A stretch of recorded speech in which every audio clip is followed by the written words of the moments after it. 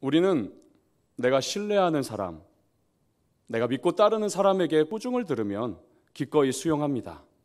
신뢰하는 사람의 말이기 때문이죠. 때로 바늘같이 찌르는 말을 해도 달게 받습니다. 하지만 별로 가깝지도 않고 신뢰하지도 않는 사람에게 듣는 따가운 한마디는 마음에 불쾌함만 남죠. 예능 프로그램 중에 예전에 진짜 사나이라고 있었죠.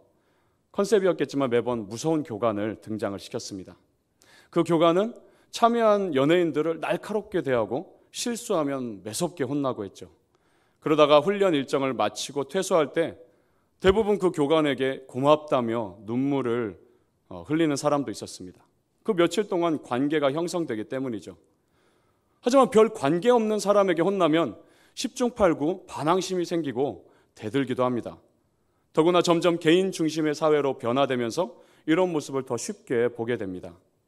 여러분 잘 아는 예로 8, 90년대까지는 지나가던 어르신이 교복 입고 담배 피는 학생들에게 호통을 치고 혼내도 이상하지 않았어요. 기분은 안 좋아도 고분고분 그들이 순종했습니다. 하지만 지금은 이럴 엄두도 못 내죠. 말 한마디 잘못했다가 뼈도 못 추릴 수 있습니다. 당신이 나와 무슨 관계인데 내 인생에 개입하냐고 반응하기 때문입니다. 그러나 여러분, 우리 모두 솔직히 인정하는 것은 내 인생을 올바로 살도록 지도해 줄 사람의 책망이 필요하다는 것이에요. 때로 바늘처럼 따갑고 때로 듣기 싫은 말이라도 내 잘못된 점을 알려주고 고칠 수 있도록 해줄 사람이 필요합니다. 오늘 함께 읽은 말씀이 잠언인데요. 이 잠언의 잠자가 한자로 경계하다는 뜻도 있지만 바늘이란 뜻도 있습니다. 즉 잠언의 말씀들은 우리 인생이 엇나가지 않고 헛되게 살지 않도록 경계하며 바늘처럼 찌르는 말씀이라는 뜻이에요. 실제 잠언을 읽다 보면 인생의 지혜를 배우게 됩니다. 어떤 말씀들은 정말 바늘처럼 내 마음을 찌르고 나쁜 습관에서 돌이키게 합니다. 하지만 여러분, 이 말씀을 하는 분과의 관계가 형성되지 않으면 이 잠언도 남 얘기로만 들리게 되는 것이죠. 그래서 1절을 보면 먼저 내 아들아 라고 시작합니다. 물론 솔로몬이 자기 아들에게 썼기 때문이기도 하지만 우리 아버지 되시는 하나님이 우리를 향해 내 아들아 라고 부르며 부모와 자녀 관계 속에서 이 말씀을 들으라고 하시는 것입니다. 특히 여러분 성경을 가지신 분은 보면 이 잠언 3장은 표제가 젊은이들에게 주는 교훈이에요. 청년들에게 꼭 필요한 교훈으로 기록된 것입니다. 이 시대의 청년들을 내 아들이라 부르며 사랑하는 아버지의 음성을 귀 기울여 듣고 하나님 자녀답게 살기를 바라며 쓰여진 게 이 잠언 3장입니다. 내 마음을 찌르더라도 사랑이 담겨있는 편지인 것입니다. 그래서 내 아들아 라고 우리를 부르며 시작하십니다. 그 첫마디가 무엇일까요? 1절 이어서 보면 나의 법을 잊어버리지 말고 너의 마음으로 나의 명령을 지키라. 여러분 지난 주일 설교 말씀 기억나세요? 제목부터 가물가물할 것입니다. 우리 기억력이 유한하다는 것은 때로 도움이 돼요. 하지만 잊지 말고 계속 기억하며 지켜야 할 것이 있습니다. 그건 1절 말씀대로 나의 법, 즉 주님의 말씀입니다. 첫째, 둘째 아들이 자주 하는 말 중에 잠시만요가 있어요. 잠시만요. 엄마 아빠가 이거 해, 저거 해, 먼저 책 정리해, 샤워해, 씻어. 그러면 잠시만요. 이 책 좀 다 읽고요. 잠시만요. 이거 먼저 하고요. 라고 합니다. 처음에는 그러려니 했는데 계속 지켜보니까 이게 습관이 돼버린 거예요.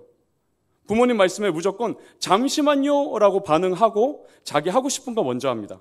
그러다 보면 엄마 아빠가 무슨 말 했는지 나중에 잊어버려요. 그래서 또 물어봐요. 뭐라고 했죠?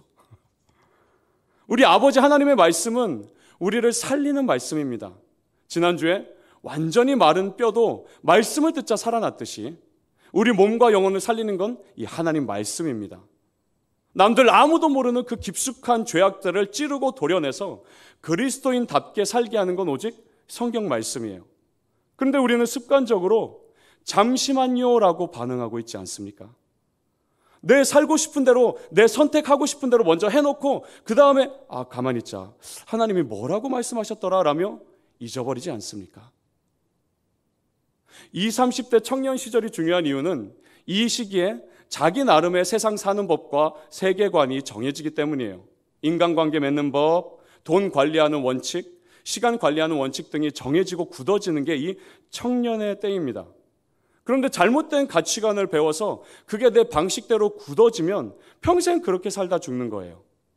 하나님이 청년들을 보며 가장 안타까워하시는 게 이런 모습입니다. 여기서 잘못된 가치관이라는 것은 딱 볼 때 합리적이다. 성공할 것 같고 주변에서 많이 얘기하고 추천하는 원칙인데 그 안에 하나님은 쏙 빠진 생각들을 말해요. 굉장히 귀 솔깃하고 지혜로운 생각 같은데 하나님의 법, 하나님의 원칙과는 정반대인 생각들입니다. 그래서 하나님은 오늘도 여러분을 말씀 앞에 끌고 와 앉히시고 하나님의 법이 무엇인지 들려주시는 거예요. 이렇게 듣는 것까지는 좋습니다. 자녀들도 엄마 아빠 말씀 잘 들려요. 그런데 듣고 나서 잠시만요. 이것 좀 하고요. 잠시만요. 우선 이거 먼저 처리하고요. 라고 미뤄서는 안 된다는 것이에요. 그러면 잊어버리고 맙니다. 그러면 말씀에 찔러 변화돼야 할 내 삶은 여전히 그대로 있게 됩니다. 말씀을 듣고 잊어버리지 않는 최고의 방법은 곧바로 순종하는 것이에요. 제가 3명의 아들들이 곧바로 순종하도록 하는 방법이 있는데 뭐냐면 순종할 때까지 계속 말하는 거예요. 읽은 책 정리해라. 잠시 뒤에. 읽은 책 정리해라. 아직 안 하고 있으면 또 읽은 책 정리해라. 그대로 있으면 또 읽은 책 정리해라. 하나님도 우리가 순종할 때까지 계속 말씀하십니다. 왜냐하면 우리를 포기하지 않기 때문이에요. 한두 번 말하고 간두면 그것은 사랑이 아니겠죠. 여러분 매주 설교를 듣다 보면 신기한 경험을 할 때가 있습니다. 어떤 한 가지 말씀을 집중적으로 계속 듣게 되는 거예요. 주일에 듣고 주중에 큐티하면서 또 듣고 셀장 형, 부셀장 언니에게 또 듣고 아는 사람과 얘기 나누다가 또 그 말씀이 거론되고 여러분 그때 퍼뜩 깨달아야 돼요. 알아차려야 돼요. 하나님이 이 말씀에 지금 곧바로 순종하기를 원하시는구나. 순종할 때 하나님의 일하심을 경험하겠구나. 하나님은 지금도 내 곁에서 말씀하십니다. 이 설교자를 통해 또는 셀 나눔 시간이나 큐티 시간을 통해 말씀을 주십니다. 그걸 잊기 전에 순종하고 지키는 청년은 평생토록 써먹을 좋은 가치관을 형성하게 되는 것입니다. 여러분 이게 가장 축복받은 인생입니다. 그 받는 복을 2절에서 이렇게 말씀합니다. 그리하면 그것이 네가 장수하여 많은 해를 누리게 하며 평강을 더하게 하리라. 장수한다고 해서 100세, 120세까지 막 떵떵거리고 산다는 게 아니에요. 하나님과 오래도록 동행하며 평강을 누린다는 뜻입니다. 때로 여러분 젊었을 때 이런 철없는 생각하게 되죠. 내 하고 싶은 대로 실컷 즐기며 살다가 돈도 나만 위해 펑펑 쓰며 살다가 죽기 바로 직전에 예수님 잘 믿고 천국 가야지. 정말 철없는 생각입니다. 이렇게 산다고 우리의 공허한 마음이 채워지지 않습니다. 2절 말씀은 하나님과 오래도록 동행하다가 죽음을 두려워하지 않고 맞이하는 평강의 삶. 이것이 가장 복된 인생이라 믿고 여러분 청년 시절에 말씀 앞에 자신을 계속 세우시기를 축복합니다. 우리 이어서 5절 말씀 봅시다. 같이 한번 읽어볼까요? 시작. 너는 마음을 다하여 여호와를 신뢰하고 너의 명철을 의지하지 말라. 여호와를 신뢰하라와 너의 명철을 의지하지 말라는 같은 말입니다. 하나님을 신뢰하는 사람은 자기의 명철함, 즉 자기가 배운 지식, 자기가 갖고 있는 지혜, 자기가 겪어서 배운 경험을 하나님보다 더 의지하지 않습니다. 여기서 의지하다는 히브리어 단어는 성경에서 기대다라는 뜻으로 많이 쓰였어요. 내가 살면서 경험해봤는데, 내가 어디서 배웠는데 라면서 자기가 세워놓은 기준들에 기대는 것입니다. 이 단어가 똑같이 쓰인 예레미야로 가볼까요? 예레미야 29장 6에서 7절. 애굽은 본래 이스라엘 족속에게 갈대 지팡이라. 그들이 너를 손으로 잡은즉 네가 부러져서 그들의 모든 어깨를 찢었고 그들이 너를 의지한즉 네가 부러져서 그들의 모든 허리가 흔들리게 하였느니라. 여기서 그들은 이스라엘을 말합니다. 이스라엘 백성이 하나님을 의지하지 않고 애굽을 의지했는데 이 애굽은 마치 갈대 지팡이 같았어요. 작은 힘에도 쉽게 부러지는 것입니다. 그럼에도 이스라엘은 애굽이 과거의 강대국이었고 막강하지 않았냐? 애굽의 피라미드와 스핑크스와 그 찬란한 나일강 문명을 보지 않았냐? 애굽은 충분히 기댈 만한 강력한 나라다라는 경험과 지식에 기대고 의지한 것입니다. 하지만 그 결과는 어땠습니까? 이스라엘의 어깨가 찢어지고 허리가 흔들리는 고생을 겪는 것이었습니다. 그러나 우리 하나님은 갈대지팡이가 아니라 굳건한 반석이십니다. 시편 40편 2절, 나를 기가 막힐 웅덩이와 수렁에서 끌어올리시고 내 발을 반석 위에 두사 내 걸음을 견고하게 하셨도다. 우리의 걸음을 견고하게 하시는 건 오직 하나님뿐입니다. 제가 개인적으로 참 좋아하는 찬송가가 있어요. 이 몸의 소망 무언가라는 제목이에요. 후렴 가사를 보면 굳건한 반석이시니 그 위에 내가 서리라, 그 위에 내가 서리라. 우리 인생이 견고하게 설 수 있는 건 굳건한 반석이신 하나님을 의지할 때뿐입니다. 그런데 이 가사를 새 찬송가를 만들면서 다시 번역했는데 이렇게 바뀌었어요. 주 나의 반석이시니 그 위에 내가 서리라, 그 위에 내가 서리라. 여기서 주는 우리 구주 예수 그리스도이십니다. 그분이 우리를 구원하셨다는 사실이 나의 반석이 되는 것입니다. 그분이 내 인생의 저주를 끊고 나를 축복하셔서 새로운 피조물 되게 하신 것이 내 반석인 것이에요. 그 구원의 확신 위에 서 있는 사람은 반석 위에 서 있는 집처럼 무너지지 않습니다. 사랑하는 여러분, 오늘 예배를 통해서 여러분 선택하십시오. 여호와를 신뢰할 것인지 내 명철을 의지할 것인지 선택하십시오. 그리고 선택한 대로 행동하십시오. 실천하세요. 이 실천은 여러분의 중요한 선택과 결정 앞에서 드러납니다. 이 편이 좋아 보여서 하나님께 묻지 않고 선택했더니 결국 갈대지팡이였던 경험을 여러 번 하게 됩니다.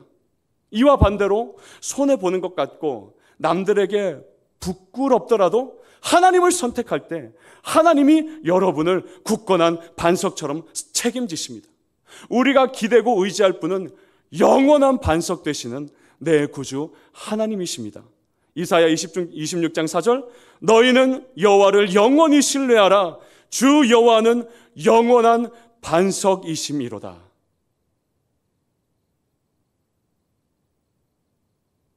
주님이 반석이시라면 그 반석은 영원히 금이 가지도 않고 깨지지도 않고 흔들리지 않는 영원한 반석이라는 것입니다. 이 너의 명철을 의지하는 태도를 7절에서 다시 한번 경고하십니다. 우리 같이 볼까요? 자, 7절 말씀 같이 한번 읽어봅시다. 시작. 스스로 지혜롭게 여기지 말지어다. 여호와를 경외하며 악을 떠날지어다. 여기 스스로라는 단어는 자기 눈에라는 뜻이에요. 자기 눈으로 자기를 보니 지혜롭다 하지 말라는 것입니다. 이건 자랑하는 것이죠. 나 스스로 지혜롭다라면서 자기를 자랑하는 마음가짐입니다. 골프 치는 재미에 푹 빠진 한 목사님이 계셨어요. 어느 주일인데 하늘을 보니까 구름 한 점 없이 화창하고 맑은 것이에요. 이 목사님이 갈등하다가 결국 교회에 전화해서 몸이 아파서 못 간다고 하고는 골프장으로 향했습니다. 이걸 본 천사가 하나님께 말했어요. 하나님, 저 목사 혼 좀 내줘야 하지 않을까요? 하나님이 고개를 끄덕이셨습니다. 목사님이 1번 홀에서 힘차게 스윙을 했어요. 이 골프공은 무려 320m를 날아가서 그린 위에 떨어진 다음에 홀컵으로 들어갔어요. 홀인원이 된 것이죠. 목사님이 흥분했습니다. 인증샷을 찍고 펄쩍펄쩍 막 뛰어다녔어요. 그걸 본 천사가 충격을 받고 하나님께 따져 물었습니다. 아니 하나님, 이건 뭔가 잘못된 건 아닌가요? 벌을 주셔야 되는데 이게 무슨 일인가요? 하나님께서는 미소를 지으며 천사에게 말했습니다. 한번 생각해봐라. 목사가 저 일을 누구에게 자랑하겠니? 교회에 가서 자랑하겠니? 아내와 자식들, 동료 목사들에게 자랑하겠니? 인스타에 올릴 수 있겠니? 아마 지금 목사는 자랑도 못하고 미칠 지경일 거다. 권윤현 목사님은 잠언에서 배우는 삶의 지혜라는 책에서 이렇게 말씀합니다. 사람들은 자랑거리가 있으면 무엇이든 자랑하려고 한다. 작은 건 뻥튀기해서라도 자랑하려고 한다. 심지어 자신에 대한 자랑거리가 없으면 아내 자랑, 자식 자랑이라도 하려 한다. 속담 중에 온통으로 생긴 놈 계집 자랑, 반편으로 생긴 놈 자식 자랑이란 말도 있듯이 사람들은 자랑하고 싶어 못 견딘다. 저는 이 책 읽다가 이런 속담이 있는지 처음 알게 됐어요. 네이버에 찾아보니까 정말 있는 속담이더라고요.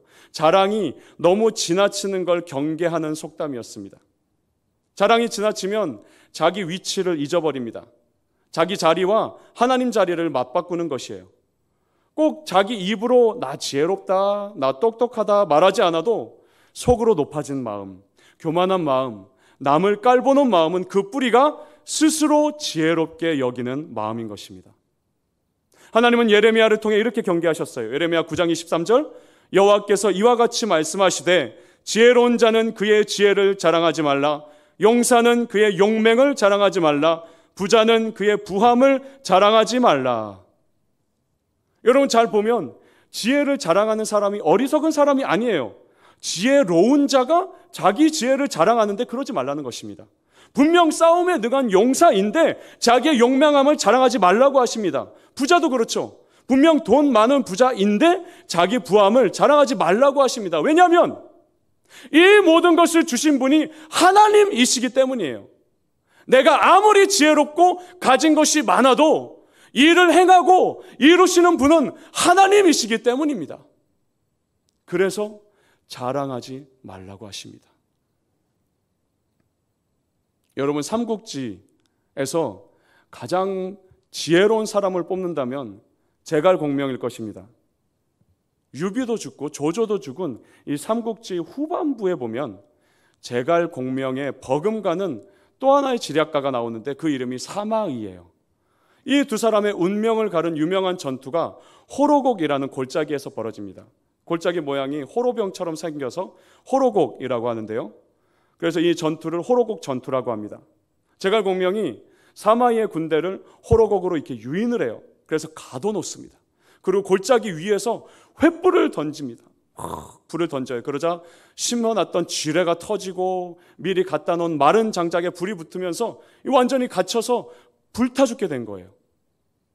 그러자 사마이는 말에서 내려서 같이 있던 두 아들과 부둥켜 안고 우리 세 부자가 여기서 이렇게 죽겠구나 라면서 대성통곡을 합니다. 사실상 제갈공명의 완승이었죠. 그런데 갑자기 회오리 바람이 불고 먹구름이 덮이더니 장대 같은 소나기가 막 쏟아지기 시작했어요. 그러자 불은 다 꺼지고 사마이의 군대는 기뻐하며 그 계곡을 빠져나옵니다. 이 소식을 들은 제갈공명은 탄식하면서 유명한 말을 남기죠. 모사제인 성사제천. 일을 꾸미는 것은 사람에게 달려있고 일을 이루는 것은 하늘에게 달려있구나. 여러분 아무리 자기 눈으로 자기를 볼 때 지혜롭고 돈이 있고 건강하더라도 스스로 자랑하지 말아야 되는 이유가 여기 있습니다. 일을 이루고 일을 성취하시는 분은 하나님이셔요. 생명을 죽이기도 하고 살리기도 하시는 분은 오직 하나님이십니다. 내 진로의 문을 닫기도 하고 열기도 하는 분은 오직 하나님 한 분인 것입니다. 이걸 인정하는 사람은 진짜 믿음을 갖게 됩니다.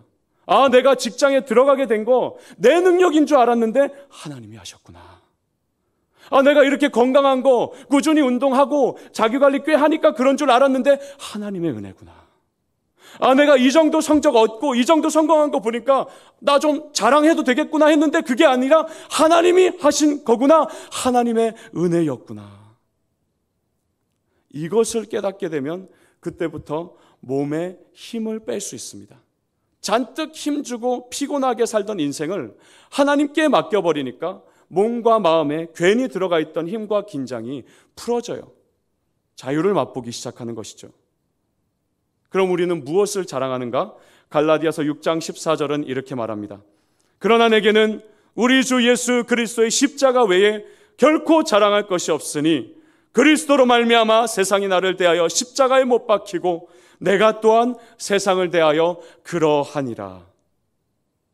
우리의 가장 큰 자랑거리는 예수 그리스도의 십자가입니다. 왜냐하면 십자가 때문에 하나님을 알게 됐고 십자가 때문에 하나님의 자녀로 거듭났고, 십자가 때문에 하나님의 은혜로 산다는 걸 알게 됐고, 십자가 때문에 하나님이 책임지시고 때에 따라 필요한 모든 것을 공급해 주시고 내 앞길을 먼저 가서 준비하시는 은혜를 알게 되었기 때문이에요.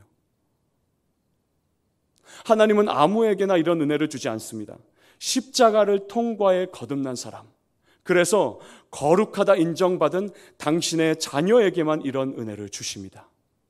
그래서 우리의 자랑은 오직 예수의 십자가뿐인 것입니다. 십자가는 나는 아무것도 할 수 없습니다. 그러나 내 안에 주님은 모든 게 가능하십니다라는 것을 깨닫게 해줍니다. 이 십자가를 통해 나의 어리석음은 하나님의 지혜로움을 드러내는 통로가 되고요, 나의 약함은 하나님의 강함을 자랑하는 통로가 되고요, 나의 부족함으로 하나님의 풍성함을 드러내게 되고요, 우리 평생의 자랑은 오직 예수 그리스도의 십자가인 것을 증거하고 드러내는 인생이 되는 것입니다. 스스로 지혜롭게 여기지 않고 여호와를 경외하는 우리 모두가 되기를 주님의 이름으로 축복합니다. 이렇게 하나님을 경외하는 것은 어떻게 실천되는가? 7절 8절 이어서 보면 여호와를 경외하며 악을 떠날지어다. 이것이 너의 몸에 양약이 되어 너의 골수를 윤택하게 하리라. 우리가 하나님을 경외하며 악한 생각, 악한 행동을 떠나면 몸이 건강해지고 골수, 즉 뼈가 건강해진다는 것이에요. 이것을 심리상담가이기도 한 권윤여 목사님은 이렇게 얘기합니다. 하나님을 경외하는 사람은 악을 떠나게 된다. 악은 사람을 긴장하게 하고 스트레스를 준다. 죄를 짓는다는 것은 사실 사람에게 엄청난 아드레날린을 분비시킨다. 이 호르몬은 몸의 혈당량과 혈압을 상승시키고 몸의 긴장을 높인다. 아드레날린이 분비될 때 나오는 노르아드레날린은 스트레스성 호르몬이다. 이것은 강한 독성 물질인 활성산소를 발생시키고 면역성도 떨어뜨린다. 그리고 병이나 노화를 촉진한다. 또한 공황장애, 자살 충동 등 세포가 자살하도록 유도하여 세포를 자살하게 한다. 뇌세포에서도 일어나므로 뇌 기능에도 영향을 끼친다. 그러므로 사람의 건강에 치명상을 입힌다. 반면에 선은 사람에게 엄청난 엔돌핀을 분비시킨다.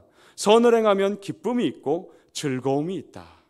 사람이 기쁘거나 즐거울 때 혹은 웃을 때 엔돌핀이 분비됩니다. 엔돌핀은 기분을 좋게 함으로 온몸에 양약이 되고 골수를 윤택하게 합니다. 뼈를 튼튼하게 하고 기름지게 한다. 건강함으로 장수하게 한다 라고 말씀하셨어요. 우리가 악을 떠나면 우리 영혼만 살아나는 게 아니라 우리 몸도 강건하게 세워집니다. 우리가 하나님을 경외하는 삶, 예배하는 삶을 산다는 신앙 고백은 실제 죄악에서 자신을 지킬 때 완성되는 것이에요. 악을 멀리하고 떠날 때 이 말씀은 완성이 됩니다. 마지막으로 우리에게 주신 명령은 여호와를 공경하라입니다. 우리 9절 볼까요? 너의 재물과 너의 소산물의 처음 익은 열매로 여호와를 공경하라. 여기 처음 익은 열매는 첫 열매라는 뜻도 있고 가장 좋은 열매라는 뜻도 있습니다. 너의 재물과 또한 소산물의 첫 열매, 가장 좋은 열매로 여호와를 공경하라는 것입니다. 여기서 공경하라는 히브리어 단어는 원뜻이 영광 돌리다라는 뜻이에요. 즉 우리가 드리는 재물과 첫 열매는 하나님의 영광을 드러내는 표지가 되는 것입니다. 왜냐하면 내 능력과 지혜로 이런 재물을 얻게 된 게 아니라 하나님께서 나에게 일할 힘을 주셨고 직장일을 감당할 지혜와 건강한 육체를 주셨기 때문에 이 재물과 월급과 수입의 주인은 내가 아니라 하나님이시라는 믿음을 하나님께 보여드리는 것입니다. 그래서 여러분 11조 헌금은 이 믿음을 보여드리는 아주 중요한 헌금입니다. 부모님이 시켜서도 아니고요, 목사님, 전도사님이 하라고 하니까 억지로 하는 것도 아닙니다. 하나님은 돈이 부족하신 분이 아니에요. 늘 하나님의 걱정은 우리가 어느새 돈이 하나님 돼버린 인생을 살지나 않을까 하는 것입니다. 마태복음 6장 24절, 한 사람이 두 주인을 섬기지 못할 것이니 혹 이를 미워하고 저를 사랑하거나 혹 이를 중히 여기고 저를 경히 여김이라. 너희가 하나님과 재물을 겸하여 섬기지 못하느니라. 11조 신앙이 흔들리면 금세 돈이 하나님 돼버립니다. 그 사람 마음의 주인이 하나님이 아니라 돈이 되는 것이에요. 그럼 그 사람은 자기 능력과 자기 실력으로 돈을 번다고 착각하게 됩니다. 하나님의 도우심과 은혜 주심을 어느새 인정하지 않게 되는 것이에요. 최소한 돈 문제에 있어서는 하나님의 이 주권을 잃어버리게 되는 것이죠. 이렇게 되면 은혜로 살지 않고 돈으로 살게 됩니다. 팀 켈러 목사님의 오늘을 사는 잠언이라는 책에 이런 예화가 실려 있어요. 한 농부가 목사님을 찾아가 말했습니다.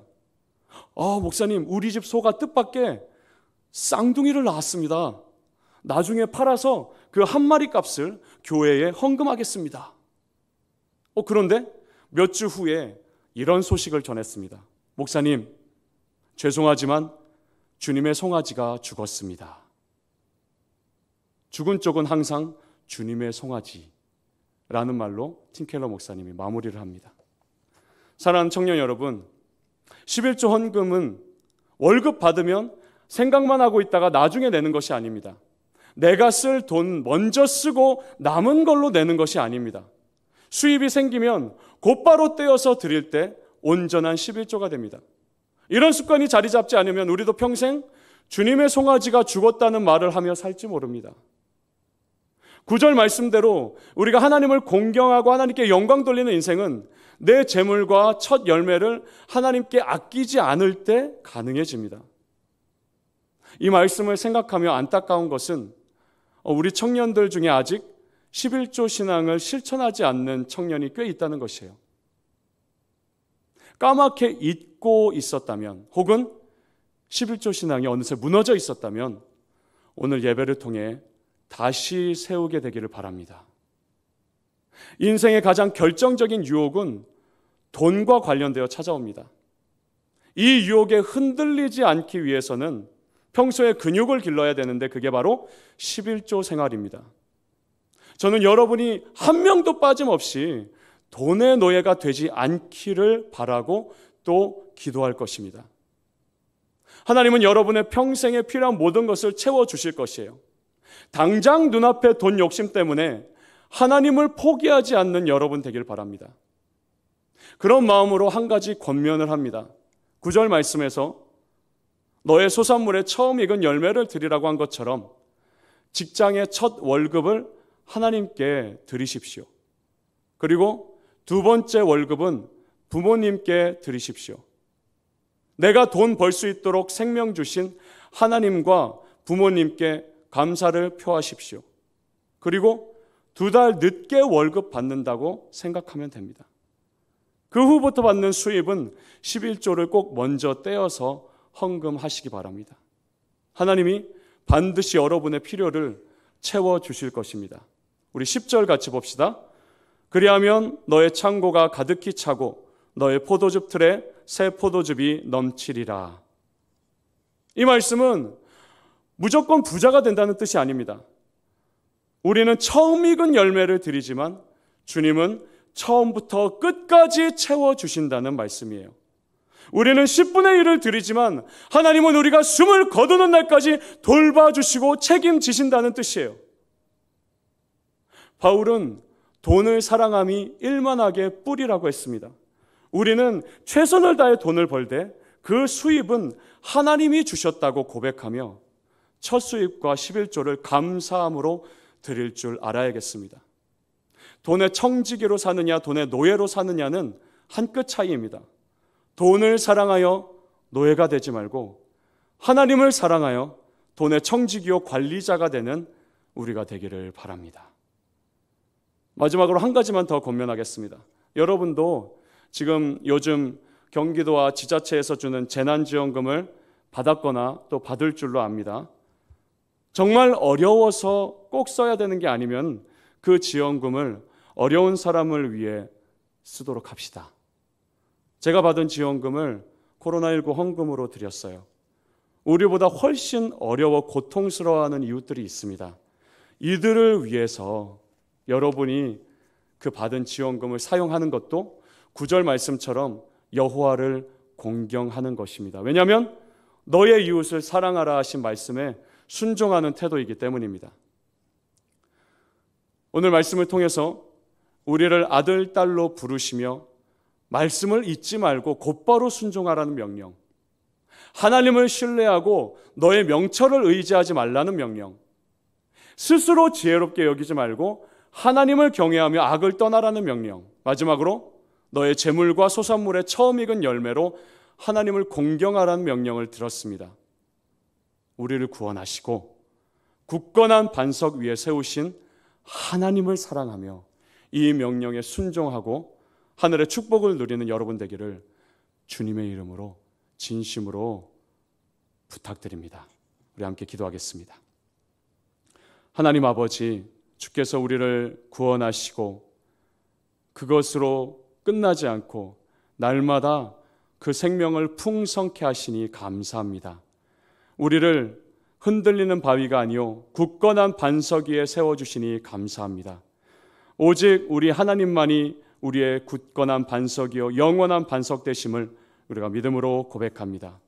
이 하나님을 믿고 의지하여서 우리 스스로 지혜롭게 여기지 않고 또 우리의 명철과 우리의 경험과 지식을 의지하고 기대지 않고 하나님을 의지하며 하나님을 경외하는 삶을 살아가게 도와주시고, 하나님, 우리가 이 젊은 때에 하나님 앞에 재정관을 확립하여서 돈의 노예로 살지 않고 하나님이 우리에게 주시는 돈의 청지기요 관리자로 평생토록 하나님의 영광 돌리는, 하나님을 공경하는 삶을 살아갈 수 있도록 인도하여 주시옵소서. 예수님의 이름으로 기도합니다. 아멘.